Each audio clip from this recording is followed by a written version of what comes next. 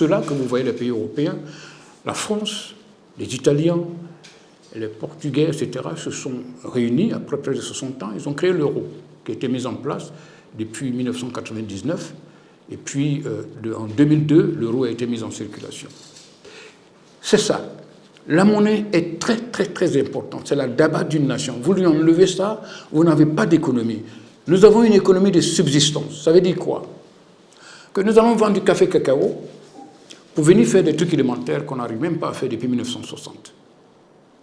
Et comme nous n'avons pas de banque, alors nous sommes dans une situation où personne n'a accès à la banque. Même pas les entrepreneurs. Or, sans système bancaire fonctionnel, vous n'avez pas d'économie. Nous avons seulement ce qu'on appelle une économie de subsistance parce que nos banques ne fonctionnent pas. Nos banques ne peuvent pas faire de prêts aux entrepreneurs. Nos banques n'ont pas suffisamment de dépôts parce que le salaire résiduel, quand on vous paye, que vous faites vos dépenses, etc., il n'y en a même pas suffisamment pour aller économiser, pour déposer à la banque, parce que ce sont les dépôts qui sont à la banque qui permettent aussi à la banque de pouvoir faire des prêts. Nous n'avons pas ça. Donc notre économie est purement basée sur une économie de subsistance. Nous n'avons pas d'économie de marché. L'économie de marché suppose quoi? Il y a une banque qui fait des prêts aux entrepreneurs et les consommateurs doivent naturellement consommer. Eux aussi, ils ont accès au crédit. C'est quand il y a production, consommation, que vous avez ce qu'on appelle l'économie du marché. Nous n'avons pas ça en Côte d'Ivoire. C'est pour ça que le renouveau démocratique va réorienter toute l'économie. Nous allons avoir un système bancaire fonctionnel. Nous allons avoir un système de crédit qui fonctionne parce qu'aux États-Unis, vous avez près de 100% du PIB des Américains. Les Américains vivent de dettes. Tout le monde vit de la dette. Mais elle n'est pas mauvaise, la dette. Ça permet aux gens de vivre. Ça permet aux gens d'avoir une maison qu'ils ont 30 ans à rembourser. Ça permet aux gens d'avoir une voiture qu'ils ont 7 ans, 8 ans pour rembourser. Et c'est comme ça qu'un système économique fonctionne. Nous n'avons pas ça chez nous. Le nouveau démocratique va se rassurer que le système bancaire fonctionne ici. Parce qu'il y aura des moments où on va essayer de créer la richesse. Créer une richesse veut dire quoi? On injecte souvent de fonds à l'intérieur d'un pays, d'un système. Et quand on injecte de l'argent, ça veut dire quoi? Il suffit que nous voulons créer une richesse de 50 milliards, qu'on injecte 50 milliards dans le système.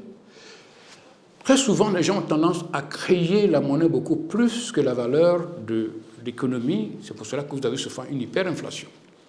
Mais si vous n'avez pas sous votre main le modèle monétaire, l'économie monétaire, vous ne pouvez jamais créer de la richesse, stimuler l'inflation, comment on appelle la croissance. Et c'est en ce moment que dans ce niveau que nous sommes. Donc, je disais tout à l'heure, on se retire de là, de la monnaie.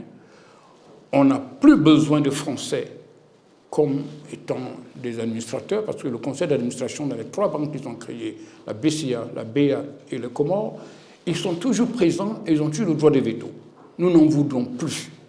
En fait, les Français, pour la dernière fois, en 2025, notre génération, nous refusons que la France soit dans les décisions monétaires des pays africains, surtout de la Côte d'Ivoire. Et c'est à cette orientation que nous en allons. Aucun parti politique, encore jusqu'à présent, ne parle encore de cet aspect économique, parce qu'ils sont tous rattachés d'une manière ou d'une autre à la France. Nous ne sommes pas contre les Français, nous allons travailler avec les Français, mais dans un autre cadre. Dans un cadre purement où la relation est une relation de respect. Nous avons fait des études universitaires. Aujourd'hui, nous avons beaucoup d'Ivoiriens qui sont économistes, qui comprennent l'économie monétaire. Nous allons proposer à la France une relation différente, gagnant-gagnante. La France gagne, nous gagnons. Mais ce ne sera plus le même modèle que nous avons depuis 1960 et les 65 dernières années. Et donc, sur cette question monétaire, nous allons dire, par exemple, que la dette que nous avons, c'est une dette normale. Il faut la dette dans une économie où vous endettez pour créer, pour stimuler. Mais nous sommes à un certain niveau où, puisque l'assiette de l'État n'est pas large, nous sommes constamment dans la situation de dette. Pour pouvoir essayer d'entreprendre dans les 3 secteurs dont je vous ai dit, enfin école, route et dispensaire, nous nous endettons chaque année. Depuis vous faites Boni jusqu'à nous ne faisons que nous endetter. Parce que nous sommes seulement un pays agricole. Le renouveau démocratique va s'élargir, élargir l'économie vers l'industrialisation. Et c'est cette industrialisation, cela se crée l'emploi.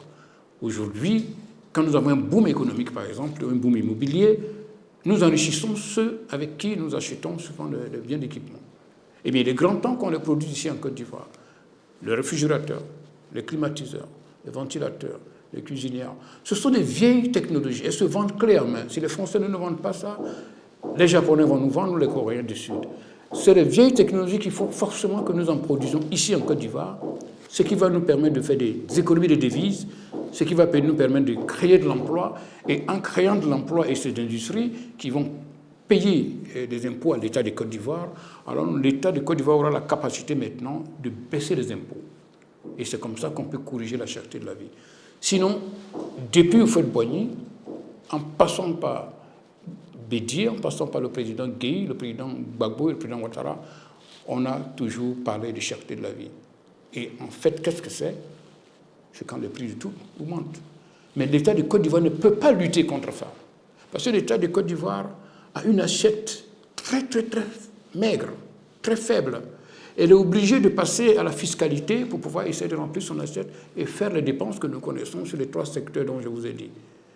Apparemment, l'État ne peut pas lutter contre la cherté de la vie parce que c'est l'État même qui crée la cherté de la vie.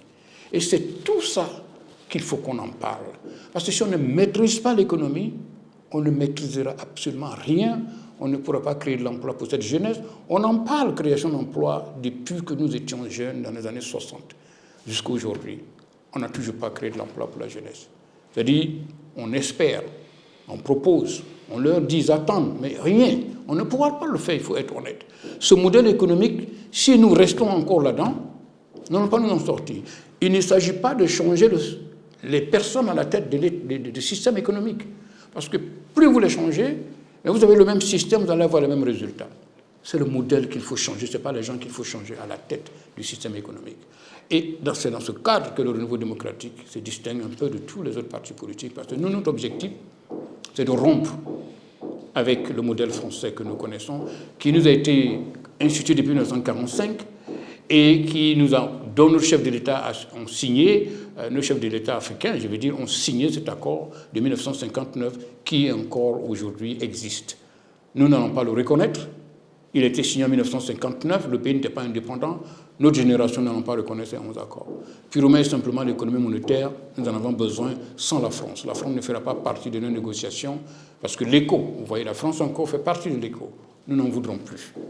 Et nous allons forcément nous orienter vers nos frères et sœurs pour que nous ayons quand même une union monétaire comme nous l'avions, pour nous permettre de pouvoir essayer d'orienter l'économie de ces secteurs, de ces pays, afin qu'on puisse injecter souvent l'argent dans le mécanisme pour stimuler la croissance. Et c'est ce que ça nous avons à faire.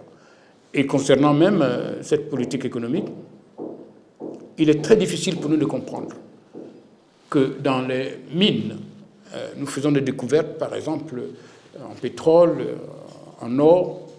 Malheureusement, il y a 80-90% qui sortent, qui ne reviennent plus à la Côte d'Ivoire selon les contrats que nous avons signés. Nous allons renverser ce renouveau démocratique. Vous ne pouvez pas venir parce que vous avez fait des recherches d'exploration, venir dire, bon voilà, on a découvert du pétrole ici, ou bien de l'or là, on prend 80-90% parce qu'on a financé l'exploration. Nous mettons fin à ça. On ne peut pas brader, on ne peut pas se mettre là dans ce genre d'économie, dans ce genre d'échange, espérer pouvoir avoir des fonds suffisants pour pouvoir essayer de transformer notre économie. Et je crois que comme les pays arabes, ils sont propriétaires à 100% de presque leurs ressources. Sans le pétrole, ni le Koweït, ni l'Émirat, ni l'Arabie saoudite, ni le Qatar auront ce qu'ils ont aujourd'hui. Ce qu'ils ont fait, le pétrole, leur pétrole leur appartient. Ils font l'exploration, ils font la production, ils font la distribution, ils font le stockage et la commercialisation eux-mêmes.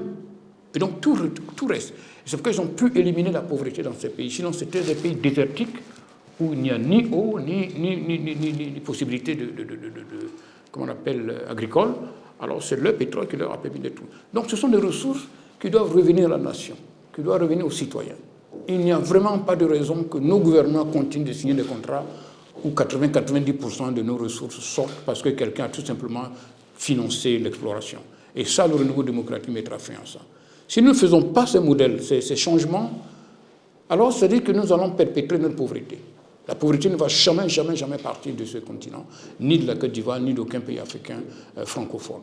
Et c'est à ce niveau que le renouveau démocratique, un parti qui vient avec ce genre de propositions pour que nous puissions finalement lutter contre la pauvreté par les ressources que Dieu nous a données. Et je crois que nous allons pouvoir le faire par la grâce de Dieu. Eh bien, je viens tout à l'heure de vous dire que nous allons changer le modèle économique. Il n'est pas bon, le modèle que M. Ouattara, le président Ouattara est en train de suivre, c'est le même modèle que M. Faure-Boigny a suivi. Et tant que nous resterons dans ce même modèle, ne rêvez pas, il n'y aura pas d'emploi pour vous. On fera faire des changements cosmétiques. Il y aura des acquis, mais jamais nous allons nous développer. Il n'y a aucun économiste au monde